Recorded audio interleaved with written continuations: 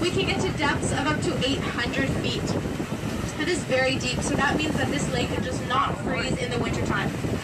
However, the Toronto Harbor here is much shallower. It's about 300 feet deep, so it does freeze. And because we have people living on the islands, that means that we have to send big ice-crushing boats through the harbor to break up the ice so that the ferries can continue going back and forth. But we will talk about the residents a little bit later. For now, we're going to say goodbye to the Toronto skyline and hello to our beautiful islands in front of us. Don't worry, we will get plenty of opportunity to take photos of the skyline. I know that's why you're all here, don't you worry. We'll get the photo. Now, it's actually a common misconception, even among locals, that there's only one island here in Toronto. That is not true.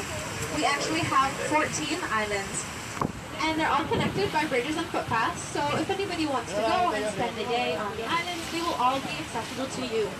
So we are going to talk about several of the islands today. The first one we're going to talk about is on our right. This is the Airport Island, for obvious reasons. And it is the second airport that we have here in Toronto.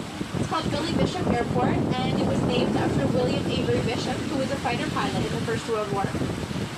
This airport was also used by the Norwegian Air Force as a training base in the Second World War, so it has been around for quite a while. Now, because this airport is located so close to the thousands of residents in the downtown core and all the residents on the islands, we have some rules so that these people don't have to constantly listen to an airport right beside them. So, rule number 1, there are no jets allowed at this airport, only propellered planes. Because jets are so loud, we don't want the residents to hear them constantly throughout the day. So you will notice if any planes land or take off during the tour, that is actually not that loud for being so close overhead. So it's tolerable for the residents. Rule number 2, if your plane lands at 11:10 p.m. or 11:05 p.m.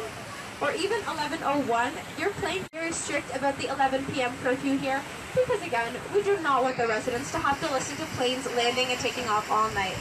Hello.